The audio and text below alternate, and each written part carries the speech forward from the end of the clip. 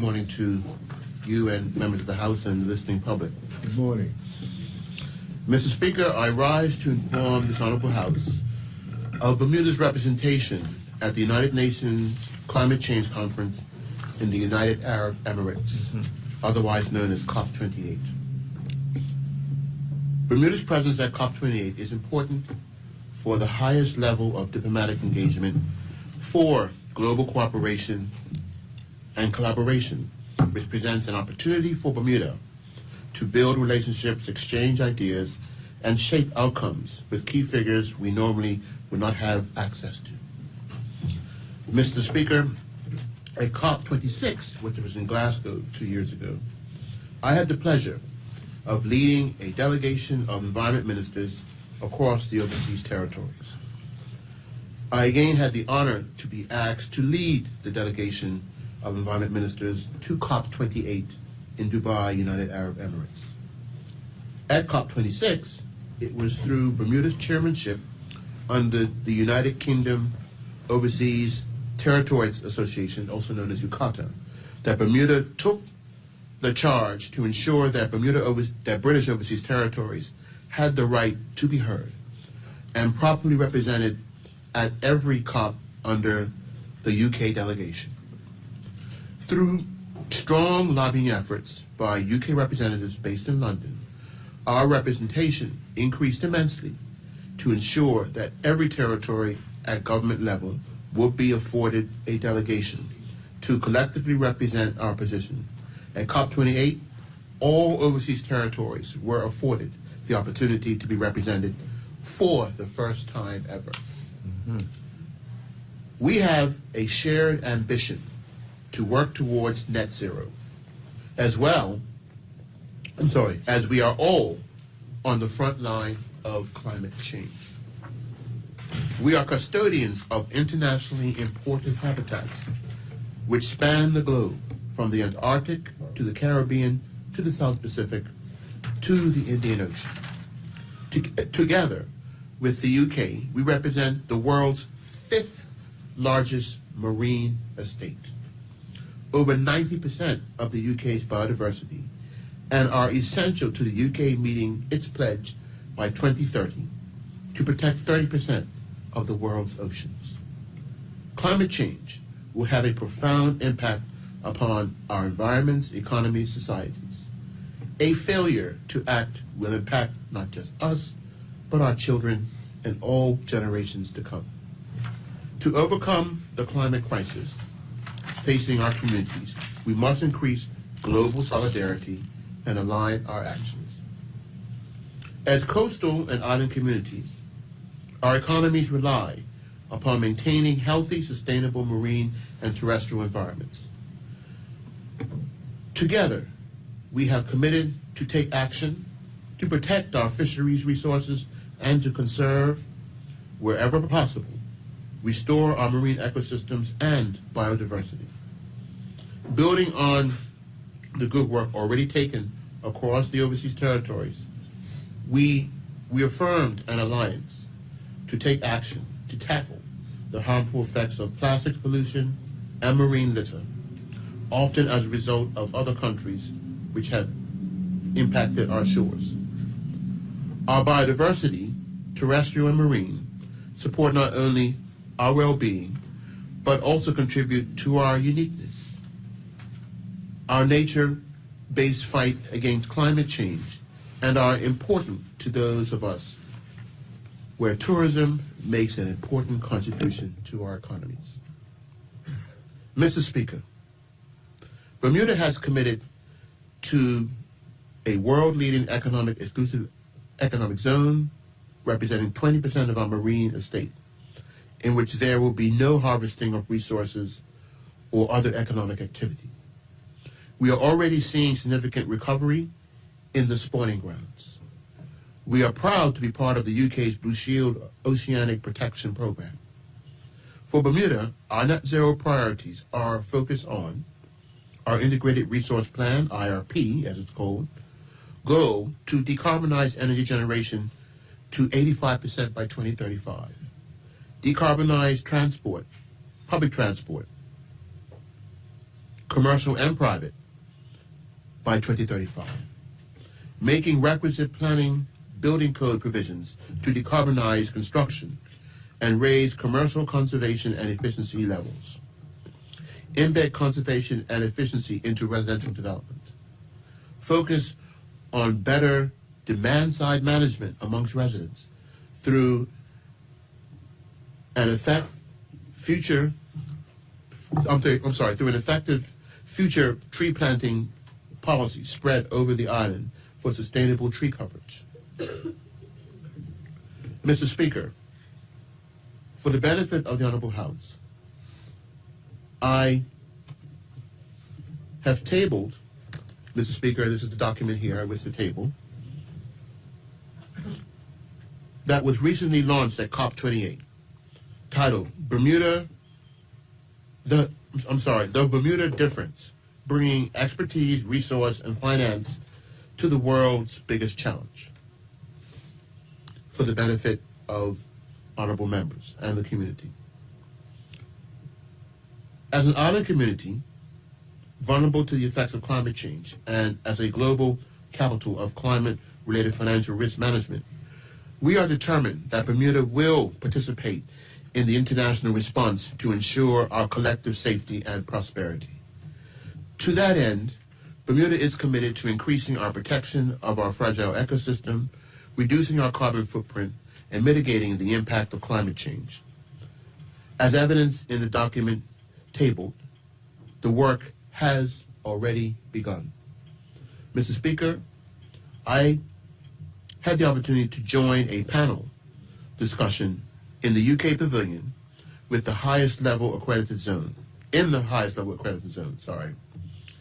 The event was chaired by Minister Graham Stewart, Minister of State for Climate, the Department of Energy, Security, and Net Zero, who also led the UK's negotiations at COP28.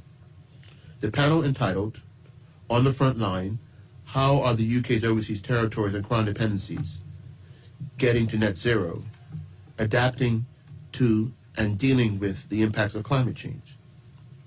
The discussion focused on being small islands and the impact of climate change in our territories, our progress, lessons learned, and challenges we face in meeting net zero, and how they incorporate youth perspective in policy making as our future to ensure we can collectively meet our shared ambitions on net zero and the goals of the Paris Agreement. I highlighted that although Bermuda will not adopt the Paris Agreement, we are ever more committed to net zero.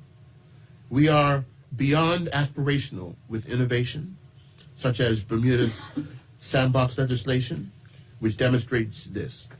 Bermuda's leadership is exemplified with the decarbonization of public transport, rapid deployment of solar panels on government buildings, waste to energy conversions, and the development of the only wave energy park in the region. Following the panel, I had a frank discussion with Minister Stewart, who was complimentary of Bermuda's accomplishments and global leadership, not just amongst the territories, but across the region, with our actions related to protect our climate. The minister highlighted the need for innovation and driving the solutions of the future, and we reflected on the community's experience with the planned deployment of offshore wind. Mr. Speaker, throughout the summit, I was able to speak on several panels with the highest level of accreditation at COP28, and was afforded the opportunity to deliver a keynote address on the first day of the Island Innovation Pavilion, Island of Hope, where I was able to speak about the key role small island states play in preserving ocean health. I highlighted that we are a custodian of a vast marine area, and Bermuda has an important role to play. What is certain, Bermuda is observed among small island jurisdictions as a leader in our approach to tackling climate change. Our dedication through our community, environmental partners, and government departments is admired by many in the region. We need to change the narrative. We are not a small island state. We're a large marine state. Additionally, I was able to support a ministerial panel discussion at the CARICOM Pavilion alongside my counterparts across the overseas territories. We addressed the need to coordinate climate finance across the territories and the challenges non-sovereign jurisdictions face in accessing climate finance. This sentiment is shared not only with British overseas territories, but all non-sovereign territories across the world. Mr. Speaker, it was particularly encouraging to have a formal meeting with the president of COP26, Sir Alok Sharma, MP, in his role as fellow of the Rockefeller Foundation. He was interested in discussing how he could support overseas territories in their relationship with the UK government and with the work of the foundation. His commitment to supporting small jurisdictions who are vulnerable to climate change is highly recognized. I look forward to future collaborative engagements in his new endeavors in the environmental space. Mr. Speaker, while in the UAE, I was keen to support a Bermudian who is making a difference in the climate finance arena, Mr. Kevin Richards. It was important that we encourage the next generation who are providing unique opportunities for job creation and economic diversification for Bermuda. It was encouraging that Mr. Richards was able to host a Bermuda Day to key stakeholders in the UAE, whom have a potential interest to invest in Bermuda. It was a pleasure to support as I delivered a keynote address at an industry-focused Bermuda Day event, highlighting Bermuda's ambitions for COP. The government is supporting innovation in the climate space, including climate finance, and will continue to encourage Bermudians to succeed in this field. Mr. Speaker, the most important accomplishment achieved at COP28 was securing a commitment from the Department of Energy, Security, and Net Zero through Minister Stewart to support a climate change fund dedicated to the overseas territories. I led the OT delegation in the meeting where we secured the pledge by the minister to explore this commitment with the Foreign, Commonwealth and Development Office and Her Majesty's Treasury. The UK government has recently pledged £100 million of UK funding to support climate vulnerable populations to adapt to climate change. Vulnerable countries will be provided with assistance from the UK government to strengthen the resilience to increasingly frequent and severe effects of climate change.